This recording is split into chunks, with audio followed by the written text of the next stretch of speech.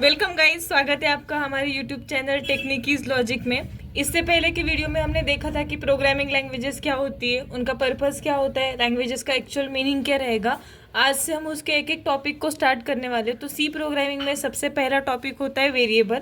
Basically variable इस नाम का मीनिंग क्या रहता है, तो इसको आप ऐसे समझो कि जैसे हमने पहले समझा था कि किसी भी पर्टिकुलर यूज़र को अगर मशीन के साथ कम्युनिकेशन करना रहा तो वो communication with the help of programming languages हो सकता है, जिसमें आपका सी आएगा, C++ रहेगा, पाइथन रहेगा, जावा रहेगा एंड मेनी मोर। ओके, तो ये सारी जो लैंग्वेजेस होती है ना, इनका काम होता है यूज़र और मशीन के बीच में कम्युनिकेशन करवाना। ठीक है, now what is mean by communication. तो जैसे फॉर एग्जांपल लो, अगर मेरे पास कुछ डेटा था 10, ओके, ये जो 10 डेटा है मैं सिस्टम को देना चाहती हूँ और सिस्टम उसके ऊपर कुछ भी प्रोसेस करके मुझे कुछ भी अगर आउटपुट में प्रोवाइड कर रहा होगा तो हम बोल सकते हैं कि मेरे साथ मेरे और सिस्टम के बीच में क्या हो रहा है, कम्युनिकेशन हो रहा है, राइट। सो सेम उसी तरीके से मान लो मेरा ये जो 10 डेटा है ये मैं सिस्टम को देना चाहती हूँ, तो सिर्फ अगर मैं 10 लिखूँ तो चलेगा क्या? नहीं चलेगा। क्यों? क्योंकि कोई भी डेटा, फॉर एग्जाम्पल आप वर्ड यूज़ कर रहे हो, आप एक्सेल यूज़ कर रहे हो, तो उसके अंदर हम जो भी कुछ क्रिएट करते हैं ना, उस हर एक चीज़ को हमें कुछ ना कुछ नाम से सेव करना पड़ता है।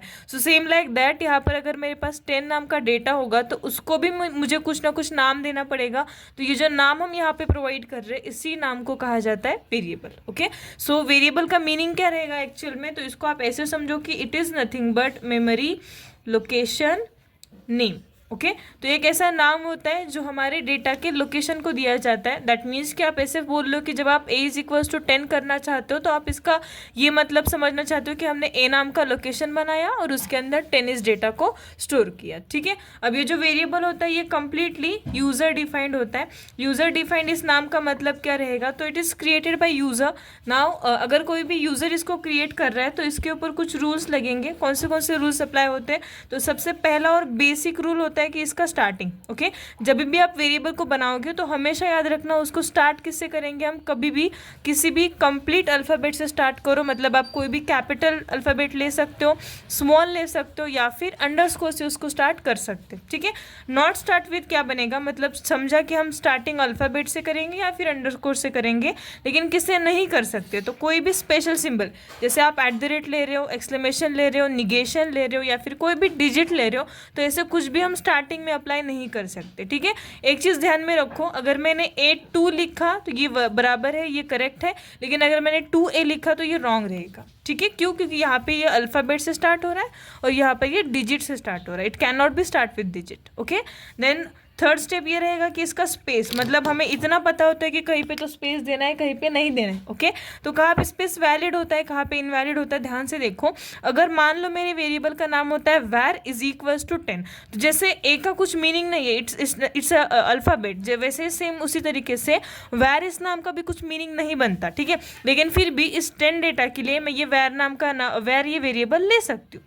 ओके, लेकिन अगर मान लो मैंने वी यहाँ लिखा होता, आर आगे लिखा होता, फिर 10 लिखा होता, तो ये जो स्पेस हमने यहाँ पे दिया है ना, ये स्पेस इनवैलिड कहलाता है, ये स्पेस हम यहाँ पे नहीं दे सकते। ठीक है, तो अगर आपको किसी ने कह दिया, मान लो मेरे पास 2 नाम है, लाइक रोल नंबर = 10, ओके, तो मुझे रोल भी चाहिए, नंबर भी चाहिए, तो अगर आपको दोनों चाहिए तो आप उन दोनों के बीच में अंडरस्कोर लगा रहे हो, जो कि एक ही नाम कहलाएगा, फिर वो 2 नाम एक ही नाम से कंसिडर रहेंगे, यहाँ पे एरर नहीं आएगा। ठीक है, अगर आप ये स्पेस दे रहे हो तो ये इनवैलिड है, लेकिन अगर आपको 2 नाम चाहिए तो आप इसको ऐसे कनेक्ट कर रहे हो। लेट सपोज मान लो मैंने कहा कि माय रोल नंबर लिखना है, तो आप my_roll_number ये भी लिख सकते हो। तो इस ऑर्डर को ना स्नेक ऑर्डर कहा जाता है। हर एक लैंग्वेज इसको सपोर्ट करती है, चाहे आपका पाइथन हो, जावा हो, हर एक लैंग्वेज में हम इसको यूज़ करेंगे। ठीक है, नाउ आगे जाते हैं वेरिएबल में। तो बेसिकली जो वेरिएबल है ना, इसको लिखने के 2 तरीके होते हैं। सबसे पहला तरीका होता है इसका इनिशियलाइजेशन। ओके, इनिशियलाइजेशन अलग रहेगा।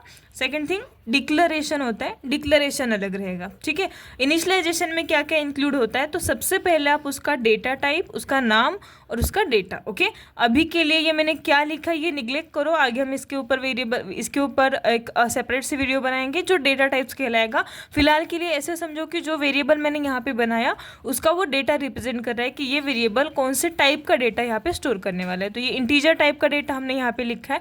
तो जब कभी भी किसी भी वेरिएबल को ऑल ऑलरेडी डेटा प्रोवाइड किया गया होगा तो उसको क्या कहा जाता है, वेरिएबल इनिशियलाइजेशन कहा जाता है। यहाँ पे हम ये कह रहे हैं कि हमने लोकेशन भी बना दिया और हमने डेटा भी डाल दिया। Okay, second thing was declaration. Declaration का मीनिंग रहता है कि हमने सिर्फ डेटा टाइप और नाम दिया, लेकिन कौन सा डेटा है वहाँ पे ये हमें पता नहीं है, तो एट दैट पॉइंट वो वेरिएबल डिक्लेयर्ड होता है। ओके, तो इसका मीनिंग ये है कि हमने लोकेशन बना दिया और डेटा अभी तक हमने नहीं दिया है। ठीक है, तो एग्जाम में अगर आपको आए कि इनिशियलाइज द वेरिएबल और डिक्लेयर द वेरिएबल, तो समझिएगा अगर डेटा दे के रखा है तो इनिशियलाइजेशन किया हमने, डेटा नहीं दिया है तो वहाँ पे हमने डिक्लेयर किया है उसको। ठीक है, साथ ही साथ वेरिएबल के कुछ टाइप्स होते हैं, ध्यान से समझो वेरिएबल के टाइप्स को। यहाँ पे हमारे पास 4 से 5 टाइप है। सबसे पहला टाइप होता है वेरिएबल का, that is local variable. Second होता है global variable, third is static variable and fourth one is external and एटो।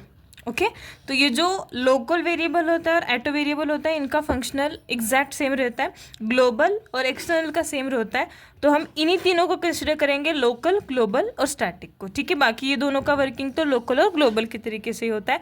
हालांकि स्टैटिक का भी आगे चल के कॉन्स्टेंट वगैरह होता है, तो 2 ही कंसिडर करो, लोकल और ग्लोबल, जो इंपॉर्टेंट होते हैं। ठीक है, क्विक रिविजन, क्विक एक बताती हूँ मैं आपको कि लोकल ग्लोबल को कैसे समझना होता है। इससे पहले मैंने आपको सिंटैक्स समझाया था, तो सिंटैक्स में हमने ये देखा कि सबसे पहले हमें लिखना होता है हैश इंक्लूड, उसके आगे ऐसा ऑपरेटर लगाया जाता है, इसके अंदर हम लिखेंगे stdio.h को, इसके नीचे आता है हमारा main function, curly bracket open curly bracket close, और इसी के अंदर हम हमारा कोड लिखते हैं, राइट। तो फॉर एग्जांपल लो, मैंने इसके अंदर लिखा integer a is equals to 10, तो यहाँ पे ये जो वेरिएबल मैंने बनाया होगा, इसी वेरिएबल को कहा जाता है लोकल वेरिएबल। अब ये लोकल क्यों कहलाता है, क्योंकि ये किसी भी फंक्शन के अंदर क्रिएट किया गया है। तो ध्यान से देखना, अगर कोई वेरिएबल किसी भी ब्रैकेट्स के या फिर किसी भी फंक्शन के अंदर क्रिएट किया गया होगा तो उसको लोकल वेरिएबल कहेंगे। ओके, तो इसके अपोजिट क्या रहेगा कि कोई भी वेरिएबल जो फंक्शन के अंदर ना बना हो, जैसे मान लो मैंने लिखा integer b is equals to 10, तो एट दैट पॉइंट जो b वेरिएबल होगा वो ग्लोबल कहलाएगा। क्यों ग्लोबल, क्योंकि वो किसी भी फंक्शन के अंदर नहीं आता, वो सेपरेट है, वो बाहर है। ओके, तो इस b का यूज मैं यहाँ पे मेन फंक्शन में भी कर सकती हूँ,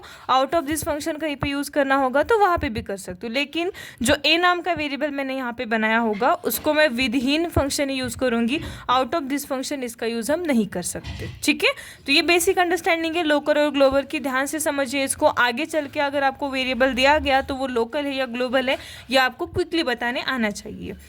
दैट्स ऑल फॉर वेरिएबल। हमने यहाँ पे शुरुआत में वेरिएबल का डेफिनेशन, उसका लिखने का तरीका, देन उसके कुछ रूल्स सीखे, एंड देन इसके 2 वेज होते हैं रिप्रेजेंटेशन के। फर्स्ट वन होता है उसका इनिशियलाइजेशन, उसका डिक्लेरेशन, एंड देन हमने उसके कुछ टाइप्स को समझा। ठीक है, तो अगले वीडियो में हम इन्हीं टाइप को डीपली समझेंगे। तब तक के लिए देखते रहिए, थैंक यू।